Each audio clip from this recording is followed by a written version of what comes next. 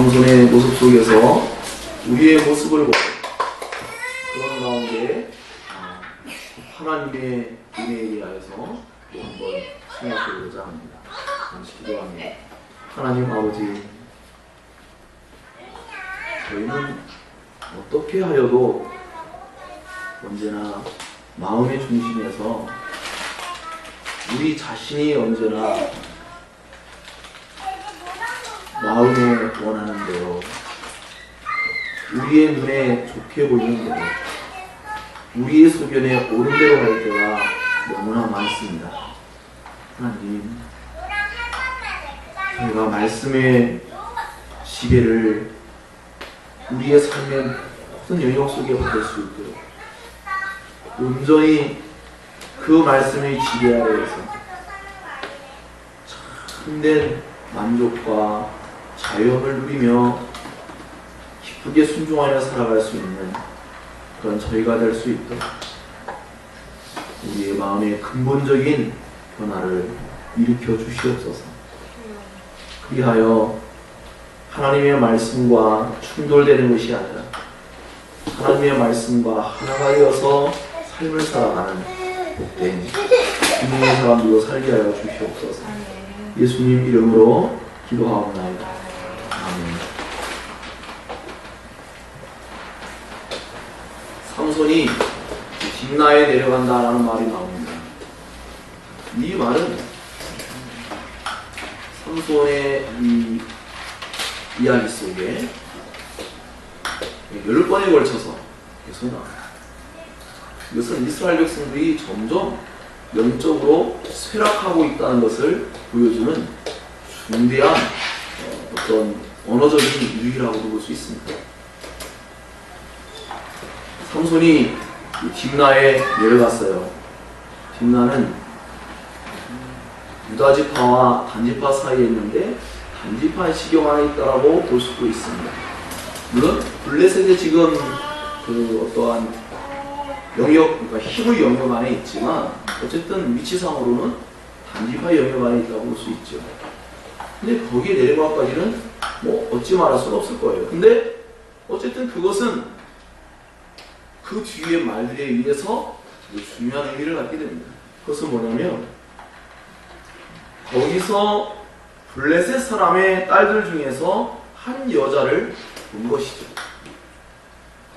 오늘 보면 계속하여 삼손이 무언가를 보았다라는 말을 합니다. 그때마다 우리는 무엇을 떠올릴 수가 있죠? 마치 하와가 하나님께 죄를 지을 때에 탐욕의 눈으로 선악과를 바라본 것처럼 삼손은 바라본다는 내용 속에 계속하여 무언가 잘못되고 부정적인 내용들이 함께 따라 나오고 있다는 것을 보게 됩니다. 우리의 눈이 세상에 있는 많은 잘못된 것에 마음을 빼앗기고 보게 되면 우리는 필연적으로 영향을 받을 수밖에 없다는 것을 알 수가 있습니다. 아마도 물론 오늘 삼손의 이야기 속에는 삼손이 의도적으로 갔지만 그러나 의도하지 않았다 할지라도 무언가 세상에 잘못된 것을 본다면 거기에 대한 영향은 필연적으로 따라온다 라는 것을 알 수가 있습니다. 그러므로 우리가 무엇을 보느냐라는 것도 중요하고요.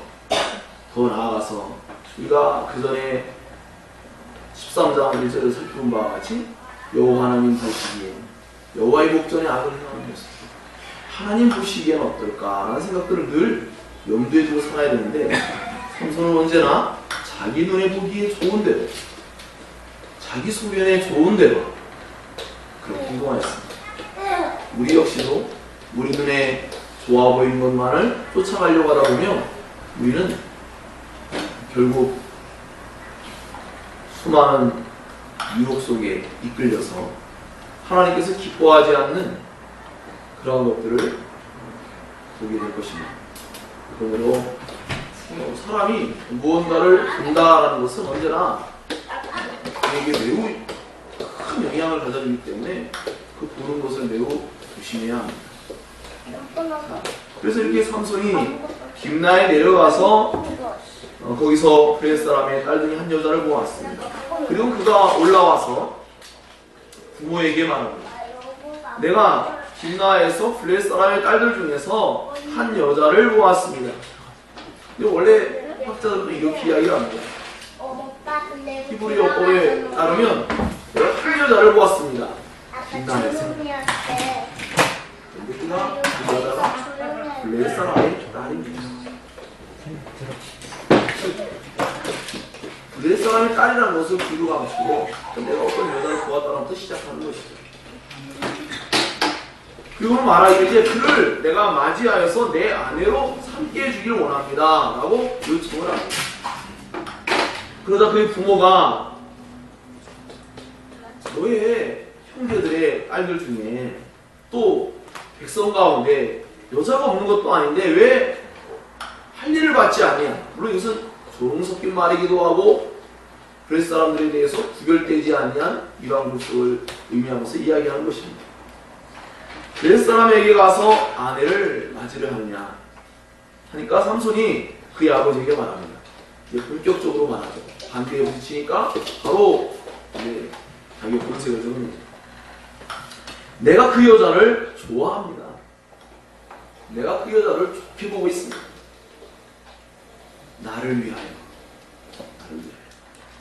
나를 위하여 그 여자를 데려오소서라고 그렇게 요청합니다.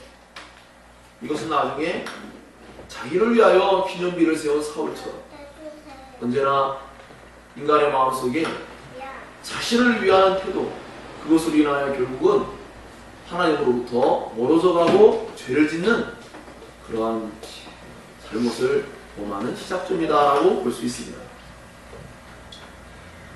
그렇게 아버지께 자기의 의견을 이제 분명하게 이야기한 후에 그는 다시 딥나로 내려가는 길을 내려갑니다. 그런데 그때 한 재밌는 이야기가 기록되어 있어요. 그때 블레셋 사람이 이스라엘을 다스린 까닭에 삼손이 틈을 타서 블레셋 사람을 치료함이었으나 그의 부모는 이 일이 여호와께로부터 나온 것인 줄을 알지 못하였더라라고 그랬어요. 이 말은 앞뒤 전체의 문맥을 봐도 무언가 맞지가 않아요. 그래서 학자들은 성경학자들은 이 말씀에 대하여 여호와께서 이 일들을 계획하고 있지만 또 여호와께서 이 일을 진행하려고 하는 그 상황 속에 있지만 삼손이 틈을 타서 무언가 하려고 하는 것이 아니라 여호와께서 틈을 타서 무언가 하려고 하였다라고 그들은 그렇게 번역하고 있습니다. 그래야지 앞뒤 문맥 전체적으로 이게 맞지요. 왜냐하면 삼손은 계속하여서 나실이 가져야 될 모든 그 규칙들을 철저히 무시하고 어깁니다. 그는 하나님께서 말씀하신 그러한 율법 조항이라든지 하나님께서 정해놓은 그러한 자신의 태어날 때부터 하나님께서 말씀해온 모든 것들을 다 어겨요. 근데 이러한 말씀을 우리가 항상 생각하면서 우리 자신과 늘 잘 대비하여서 생각해 보아야 합니다. 우리 역시도 잘 돌아보고 나면 하나님의 말씀대로 산 것은 그리 많지 않고 우리가 원하는 방식대로 살 때가 얼마나 많았는지 한번 잘 생각해 보세요. 가장 단편적으로는 여러분들이 결혼을 하려고 할 때 하나님이 좋아하실 만한 사람이라서 선택을 했는지 아니면 자기 눈에 보기에 좋아서 자기의 마음에 들어서 했는지 라고 생각한다면 역시 또 그러할 것입니다.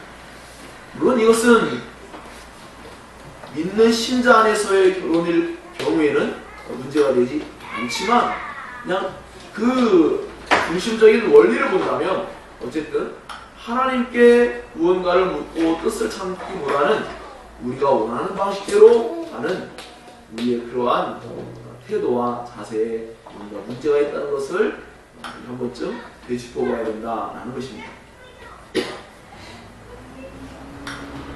삼손이 이제 부모와 함께 딥나에 또 내려갑니다. 그런데 이번에 내려가는 이 일은 참으로 어처구니 없는 사건들을 이제 접하게 하는 그러한 일이 되고 맙니다. 그들이 부모와 함께, 삼손이 부모와 함께 딥나에 내려갔는데 딥나의 포도원에 이르렀어요. 여러분, 포도원 생각하면 뭐가 떠오릅니까? 네? 여우요? 포도원을 허무는 여우요? 이래서 성경을 해석함에 있어서 많은 사람들이 자기 방식대로 본다라고 할 수 있어요. 네. 나는 성경에 있는 사건을 많이 끌어왔지만 핵심은 뭐냐면요, 삼손이 나실인이라는 거예요. 삼손이 나실인이기 때문에 포도원에 들어가면 안 돼요. 포도원에 가서 구경만 하러 갔을까요? 아니죠. 아마도 학자들이 이야기할 때는 이 삼손이 과거에도 딥나에 내려갔을 때, 부모하고 가기 전입니다. 이전이죠. 아까 처음에 우리가 살필 때, 그때 이미 딥나에서 무언가 하나님이 기뻐하지 않는 일을 한 것이 아니냐, 즉 포도주를 마신 게 아니냐라고 그렇게 보기도 합니다. 물론 그것은 확실하게 나타나는 것은 아니지만 충분히 가능성이 있어 보인다라고 할 수 있어요. 나중에 부모들과 함께 내려가서 이 딥나의 포도원에 있을 때 젊은 사자가 나타난 것을 찢어 죽였습니다. 부모들이 몰랐어요. 그 얘기는 뭐냐면 부모와 함께 있지 않았다는 거죠. 같이 내려갔지만 이 삼손은 자기 마음대로 이리저리 막 돌아다니고 있는 거죠. 천방지축이죠. 하나님과 부모의 말을 전혀 듣지 않습니다. 왜 그럴까요? 그가 젊은 사자를 찢어 죽일 때, 아니 어떻게 나에게 이런 능력이 나타났는가 하면서 신기해하지 않았습니다. 그런 자신에게 그런 능력이 나타나는 것을 너무나 당연한 듯 여기고 있습니다. 그는 어쩌면 자기 자신에 대한 자신감으로 충만합니다. 그래서 어떠한 성경학자는 또 삼손 신드롬이라는 책을 쓰면서 이렇게 자기 자신에 대해서 확신하고 있는 남자들의 그런 모습에 대해서 또 이야기를 하기도 했습니다. 여하튼 삼손은 자신에게 주어진 재능과 그 엄청난 능력들을 하나님께서 왜 주셨는지에 대해서 반문하고 그것을 어떻게 써야 되는지에 대하여 그는 정말로 깊은 생각을 하지 않는 것 같아요. 자, 여러분은 고개를 끄덕였습니다. 그러면 여러분은 여러분에게 주신 재능들이 다 있죠? 자, 여러분에게 하나님께 주신 재능들이 있는데 그것을 여러분 깊이 생각해 보았습니까? 하나님이 여러분을 왜 여기까지 인도했고, 여러분이 그러한 재능을 주시고 그러한 은사들을 주시고 그러한 성품들을 주셨을까요? 무엇을 위해서일까요? 삼손처럼 자기를 위해서요? 아니죠. 이것은 하나님을 위해서 사용할 뿐만 아니라, 제가 지난주에도 말씀드린 바와 같이 그리스도인은 공적인 삶을 살아야 돼요. 그런데 큰 대사사들이나 소사사들이나 큰 교회 목회자나 작은 교회 목회자나 큰 재능을 받은 사람이나 그렇지 않은 사람이나 모두가 다 자기 소견에 오른 대로 살고 있어요. 자기 소견에 오른 대로 목회하고 자기 소견에 오른 대로 자기들의 부를 축적하고 자신들의 수많은 어떤 아성을 쌓아갔어요.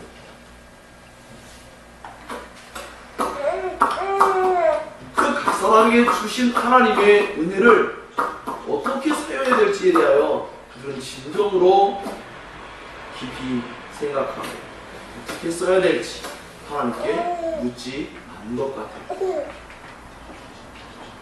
사랑하는 여러분, 오늘 이 말씀을 대하면서 우리 모두는 다 여러분 자신들에게 주어진 어떠한 재능이든지 그 모든 재능들이 하나님의 영광을 위하여 반드시 쓰임받고 사용되어져야 한다는 것을 기억하십시오. 그리고 그렇게 할 때 비로소 우리 자신을 위하는 진정한 열매들이 드러납니다. 우리가 우리 스스로를 위하려고 할 때 우리는 정말로 좋은 것을 얻지 못해요. 그러나 우리가 정말로 우리 자신을 진정으로 위하고자 한다면 하나님을 위해서 살아가야 합니다. 그럼 하나님께서 우리를 위하실 것입니다. 자, 다른 식으로 한번 격언적으로 말해볼까요? 만일, 따라해주세요. 만일 내가 나를 위하여 산다면 하나님은 나를 도우시지 않을 겁니다. 그러나 내가 하나님을 위해서 산다면 하나님은 나를 도우실 겁니다. 즉 내가 나를 위하면 하나님은 나를 위해 주지 않아요. 그러나 내가 하나님을 위하면 하나님은 나를 위해 주시는 거예요. 그리고 그것이 진정한 의미에서 우리에게 참된 선한 열매들을 거두는 그러한 원리적인 내용이 담겨 있습니다. 여러분 오늘 이 말씀을 듣고 집에 돌아가서도 여러분 각자 자신들에게 주어진 그 독특한 면들이 다 있지 않습니까? 그 모든 것들에 대해서 한번 깊이 생각해 보세요. 하나님이 왜 그러한 것들을 여러분에게 주셨는가? 삼손에게 하나님이 왜 이렇게 엄청난 능력을 주셨는가? 삼손은 자기의 사적인 개인적인 일을 위해서 사용하는가? 하나님의 영광을 위해서 살지 않습니다. 그럼에도 불구하고 하나님의 신실하심과 하나님의 은혜의 역사는 결코 멈춰지지 않고 하나님은 악을 선케도 바꾸는 분이요 하나님은 삼손의 사적이고 개인적인 원한을 갚는 일을 통해서도 하나님께서는 구속의 역사를 이루어 가시며 블레 사람들에게서 이스라엘을 구원하는 일들을 하나하나 이루어 가셨습니다. 늘 느끼는 것이지만 하나님만이 진정으로 선하신 분입니다. 그 하나님을 정말로 여러분 신실하게 믿고 따라가야 합니다. 삼손이 이와 같이 하나님께서 포도주와 독주를 마시지 말라는 이러한 내용들에 대하여 그는 정말 아무렇지 않게 여기면서 그는 포도원에 들어갔죠. 물론 그들 부모 역시 사실은 이러한 부분에서 경각심을 갖지 못하고 있는 것 같아요. 사람들은 살면서 현실에 너무나 빨리 수능하고 사람들은 그게 대수롭지 않다고 여긴 경우가 많습니다. 오늘 낮에 성경 공부하기도 말씀드렸지만 외국에 나가서 관광하는 프로그램 중에 하나라고 하여 하나님이 기뻐하지 않은 일에 참여하는 일, 그것은 정말로 대수롭지 않게 여길 만한 일들이 결코 아닙니다. 왜? 오늘 삼손이 보았던 것처럼 그들이 보았던 모든 것들은 결코 좋은 영향을 우리에게 남겨주지 않습니다. 우리 영혼에 심각한 폐해를 갖다 줄 수 있는 그러한 내용들이 충분히 담겨있기 때문입니다. 자, 그렇기 때문에 이렇게 삼손이 그의 부모와 함께 딥나에 내려가서 포도원에 이르렀는데 그가 혼자 포도원을 아닌 말로 종횡무진하는 것 같아요. 그러다가 한 젊은 사자가 그를 보고 소리 질렀죠. 아마도 이 젊은 사자는 블레 사람들처럼 그렇게 강인한 힘을 나타낼 수도 있는 그러한 하나의 표상이 될 수 있을 거예요. 그런데 이제 조금 있으면 삼손이 블레 사람들을 그렇게 다 꺾어버리는 것처럼 이 젊은 사자를 염소 새끼 찢는 것처럼 그렇게 찢어버리는 엄청난 능력을 나타내죠. 물론 여기에 쓰여진 이 내용들이 남다르다고 또 신학자들은 이야기합니다. 여호와의 영이 삼손에게 강하게 임했는데 이것은 다른 어떠한 여타의 사사들에게 나타나지 않는 내용, 오직 삼손에게만 나타납니다. 매우 강력한 힘으로써 삼손에게 그렇게 임했습니다. 또 부정적인 의미에서 이것은 나중에 사무엘서에 가면 사울에게 여호와의 부리시는 악령이 임할 때에 쓰여진 용어와 동일하다라고 학자들은 또 이야기를 합니다. 그래서 매우 강한 그러한 능력으로서 이 삼손에게 임했습니다.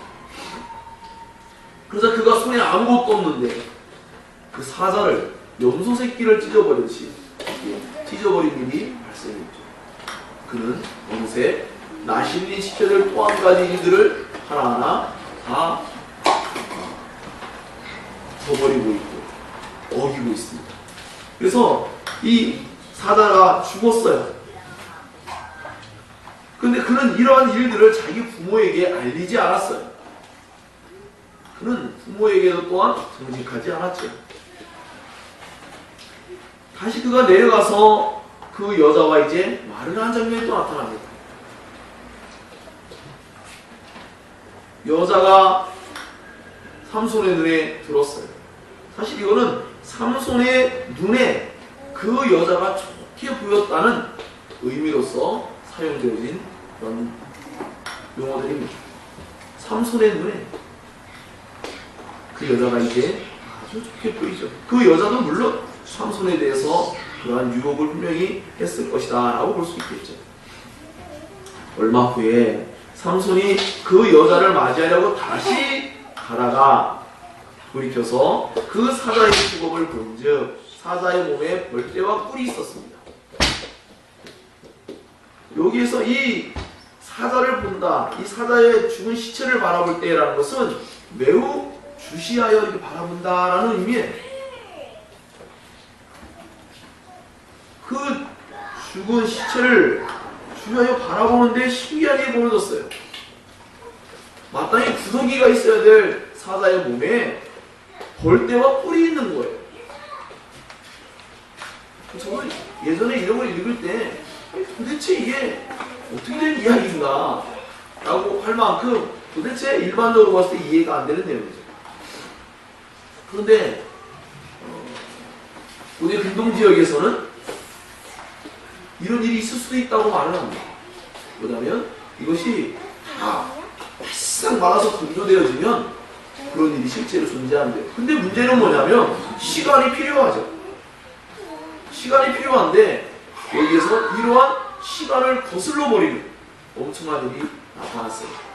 이것을 보고 학자들은 하나님께서 지금 삼손의 배후 위에서 계속하여 일을 하고 있다라는 내용을 지금 말해주고 있어요. 전 참 이러한 일들에 대해서 항상 마음에 우리의 삶의 모든 배경 속에서 항상 하나님이 일을 하고 계시는데 그것을 무심코 바라보면 아무것도 아닌 것이죠. 오늘도 오설체모스 목사님의 묵상을 보면 일상의 일들이지만 그것이 영적으로 전환되는 것은 우리가 하나님을 의식하고 성경적으로 이해하고자 할 때 그 일상의 일들이 영적인 놀라운 일들로 전환될 수 있다는 것을 말하는 것을 읽었습니다. 그러므로 우리는 일상의 우리의 삶 가운데 하나님이 언제나 독특하고 특별하게 일을 하고 계신다는 것을 알 수 있어요. 엊그제도 사실은 사고가 2번이나 날 뻔했어요. 그건 제가 도저히 항거할 수 없는 사건이 벌어질 뻔했어요. 제가 직진을 하고 있는데 옆에서 갑자기 어떤 차 한 대가 바로 쑥 하고 들어왔어요. 제가 만약에 한 1초나 2초만 조금 더 속도를 높였든지 좀 빠르게 갔으면 피할 틈도 없이 부딪혔을 겁니다. 또 한 번은 돌아오는 길이었나 그랬는데 신기하게 하루에 걸친 건 경우가 있어요. 그것도 짧은 시간. 제가 2차선을 타고 있는데 1차선에서 화물차 같은 게 잠깐 멈칫해서 의식을 약간 하고 있었어요. 뭐지? 라고. 근데 갑자기 제가 그 옆 차선에서 지금 진행하고 있는데 갑자기 차선에 어떤 할머니가 나타났어요. 그때도 제가 만약에 속도를 좀 높였거나 뭔가 내가 그것을 감지하지 못하고 갔으면 엄청난 일이 벌어질 뻔했어요. 정말 너무너무 끔찍하더라고요. 앞에 사건에는 차라리 차가 부서지면 별거 아닌데 그 할머니는 정말 너무너무 위태한 상황이었어요. 너무 놀랐어요. 횡단보도하고는 전혀 상관없는 큰 길이었고 도저히 그 사람이 갑자기 나올 거라고는 예측할 수 없습니다. 앞에 있는 차가 속도를 줄이면서 이 할머니가 얼른 거기를 건너뛰어서 내 앞에 갑자기 쓱 하고 나타난 거였어요. 다행히 그때도 하나님께서 그를 지켜주셨어요. 그 할머니가 나와서는 아무 일 없다는 듯이 무슨 일이 있냐는 듯이 좌우를 돌아보지도 않고 민망해서 그런 건지 그냥 유유자적하게 뛰어가는 것, 그게 빠른 걸음을 가시는 것도 아니고 이게 휘청휘청 그냥 가버리시더라고요. 아 정말 납치됐어요.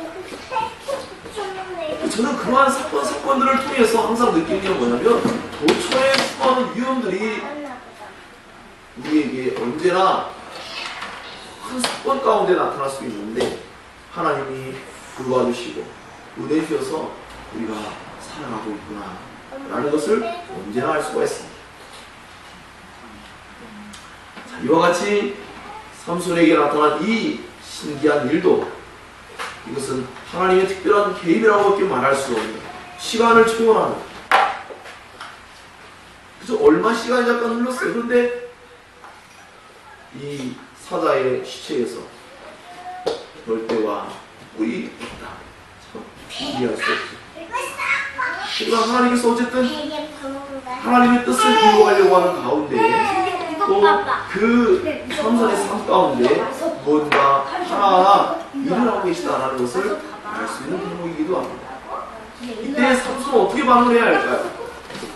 그가 저번은 나실이라면 자기 자신에 대한 정체성을 진정으로 올바르게 이해하고 있다면 그는 손을 대어서는 안 되죠. 시체에 손을 대어서도 안 돼요. 그래서 꿀을 떠다가 그것을 먹고 부모에게 또한 갖다 주었어요. 그 부모도 그것을 먹게 됐어요.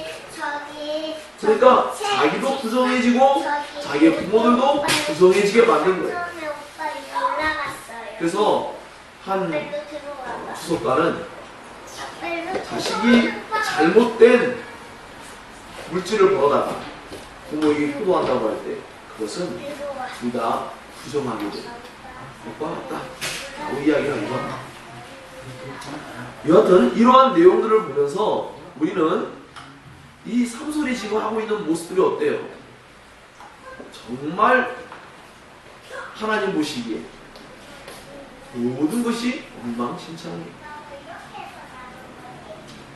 여러분 우리의 삶을 좀 돌아봅시다. 우리는 어떨까요? 우리의 일주일의 삶을 한번 돌아봐 보세요. 우리 일주일의 삶을 돌아볼 때 과연 우리는 어떠한 삶을 살고 있는가? 우리는 그리스도인으로서 어떠한 정체성을 가지고 살고 있는가에 대해서 한번 깊이 생각할 필요가 있습니다. 삼손의 이러한 모습이 단순히 삼손만의 문제가 아니고 우리들과 깊은 연관을 맺고 있어요. 우리들의 삶에도 언제나 일어날 수 있는 그러한 내용들을 담고 있죠. 사랑하는 여러분, 우리는 언제나 우리의 마음속에 하나님 보시기에 이 일이 어떤 것인가, 우리가 그리스도인으로서 해서는 안 되는 일들은 하지 말아야 하는데 우리는 너무나 이것들이 이러한 일들이 그냥 사람들이 관용하는, 아니 그것을 너무나 가볍게 간과하는 그런 일들이 있어요. 별로 대수롭지 않게 여기는 거예요. 하나님이 하신 말씀들이 대수롭지 않을 수가 없지 않습니까? 이제 삼손 이야기의 시작점에 시작하는 부분에 불과하지만 참으로 이러한 지금 내용들이 벌써 무엇을 암시합니까? 앞으로 일어날 일들을 우리에게 알려주고 있어요. 어떻게 해요? 아이고 앞으로 이 삼손이 더 얼마나 엉망진창 행동할까라는 것을 우리에게 예고적으로 생각해 볼 수 있게 만들고, 그러나 참 너무나 감사한 것은 그러한 가운데서도 하나님께서 그 뒤에서 계속하여서 함께하고 계시고 무언가 하나님의 뜻을 이루고자 하시는 거죠. 어떻게 해요? 아까 우리가 읽었던 말씀 가운데에 보면 사전에 보면 좀 이해하지 못할 말씀이 한번 나온 적이 있죠. 그때 나왔던 내용들이 뭡니까? 삼손이 기회를 타는 게 아니에요. 그래서 히브리 원문에 보면 그것은 하나님을 지칭한다고 모든 학자들이 이야기합니다. 삼손이 기회를 타서 틈타서 블레 사람들에게 어떠한 일을 행하려고 하는 게 아니라 하나님이 기회를 타서 하나님의 뜻을 이루고자 하는 어떠한 일이 지금 진행되고 있다라는 것을 지금 말한다라고 이야기를 하고 있습니다. 그의 부모들도 여전히 아직도 많은 무지함이 있고 하나님의 일들에 대해서 감지하지 못하는 많은 영적인 연약함들이 있습니다. 여튼 중요한 것은 무엇이냐면 바로 이러한 모습이 제가 누차 말씀드리지만 오늘날 우리가 살고 있는 시대는 저는 사사기와 너무나 유사하다고 생각이 듭니다. 그리고 우리 역시도 사사시대에 살고 있는 사람들의 모양과 별반 다를 것 없이 우리 역시도 그렇게 살고 있다라는 생각을 할 때 참으로 우리는 이 사사기의 말씀들에 대해서 다시 한번 깊이 생각하고 우리 자신들이 살아갈 때 우리는 우리 눈에 보기에 좋은 대로 우리 소견에 오는 대로 살고 있지는 않습니다. 성경에서 분명히 그 부모를 통해서 분명하게 자기 백성 가운데에 하나님께서 결혼될 것을 말씀하며 하나님이 기뻐하지 않는 이방인들과 결혼해서는 안 될 것을 그렇게 혼합된 것을 하나님이 기뻐하지 않는다는 것을 삼손 어떻게 해야 합니까? 그는 부모에게 강압적인 태도로 그는 공격적으로 요청하고 있어요. 그런데 제가 지금까지 살아오면서 많은 그 젊은 우리 크리스찬들을 바라보면 이런 경우가 정말로 사실 또 많이 있어요. 회심한 그리스도인과 결혼하려고 하지 않아도 그냥 자기가 보았을 때 사회적인 지위가 있고 나름대로 이것저것 갖춰져 있다면 이제 스스럼없이 결혼하려고 할 때가 너무나 많이 있습니다. 하나님의 말씀은 어떠한 기준점도 되지 못하고 있습니다. 삼손과 다른 게 있을까요? 오히려 부모들을 설득해서 부모들이 아니야 너 믿는 사람하고 결혼해야 돼 라고 해도 그들은 듣지 않을 때가 많이 있습니다. 자, 이것이 단순히 결혼에 대한 문제만 그럴까요? 아니죠. 우리 그리스도인의 삶을 살아갈 때에 수많은 영역 속에서 이것은 정말 그리스도인으로서 해서는 안 될 내용이라고 기록되어 있습니다 해도 수많은 사람들은 그 말씀을 그대로 순종하지 않고 자기의 유익을 따라 자기를 위하여 그렇게 일을 이루어가려고 그들은 온 힘을 기울일 때가 너무나 많이 있습니다. 사랑하는 여러분, 우리의 마음속에 아까 말씀드린 바와 같이 또 저희가 아까 찬양을 부른 바와 같이 하나님이 나를 일꾼 삼으시고 나에게 크신 능력을 주시고 은혜를 주시고 수많은 재능들을 주시고 우리에게 현재 주어진 모든 환경과 여건 이 모든 것들을 주신 이유를 우리가 진정으로 알게 된다면 우리는 우리의 날마다의 모든 일상을 하나님을 위해서 살아갈 수 있는 모든 것들로 전환시켜서 하나님을 진정으로 영화롭게 드리는 하나님의 명예를 위할 수 있는 그런 삶을 살아야 할 줄 믿습니다. 그렇게 할 때 신기한 일이 벌어지죠. 하나님이 우리를 위하사 하나님이 언제나 배후에 계시다가 전면에 나서서 우리를 도우시고 하나님의 놀라운 역사가 일어납니다. 우리 인간은 언제나 많은 말썽들을 일으킵니다. 하나님 정말 우리의 그 말썽들을 정말 뒤처리하느라도 바꾸실 거예요. 정말. 하지만 하나님은 우리의 뒤처리하시는 분이 아니고 하나님은 또 능동적으로 일하십니다. 그래서 하나님께서 원하시는 바를 우리의 인간이 가지고 있는 그러한 인간의 자유의지적인 행동들을 사용해서 하나님이 원하시는 바를 이루어 가세요. 그래서 수많은 학자들이 이 삼손의 이야기에 대한 큰 타이틀을 삼손을 통한 인간의 자유의지와 그 배경 속에서 일하시는 하나님의 주권과 섭리라는 큰 타이틀로 대체적으로 많이 이 삼손 이야기를 풀어갑니다. 앞으로도 우리가 말씀을 더욱 살피겠지만 우리가 살아가는 우리가 행동하는 모든 것들을 통해 하나님은 하나님의 뜻을 하나하나 사실은 이루어가고 계세요. 하지만 그것을 하고 있는 당사자는 하나님 앞에 결코 올바르다고 인정받는 것은 아닙니다. 하나님은 우리의 죄조차도 사용하지만 그 죄를 하나님이 묵인하시고 그 죄를 그냥 가볍게 여기시지는 않습니다. 그러므로 우리는 우리 자신들의 행동 양식들을 언제나 하나님 말씀에 잘 접목해서 어떻게 살아가야 될 것인가에 대해서 늘 깊이 생각하며 하나님 보시기에 이것이 어떠한 것일까? 라고 늘 반문하며 살아갈 줄 믿습니다. 그러할 때 비로소 우리가 사사의 시대 속에 있는 그 암울하고 어두운 그 시대를 벗어나서 정말로 하나님께서 우리를 통하여 작은 태양으로서 삼소를 세운 것 같이 우리 세상 가운데서 예수 그리스도의 작은 빛으로 그렇게 우리들을 사용하실 줄 믿습니다. 그렇게 우리 모두가 우리에게 준 모든 것들을 주님의 영광을 위해서 사용할 수 있는 그런 우리 모두가 다 될 수 있기를 주님의 이름으로 축원합니다. 기도하겠습니다.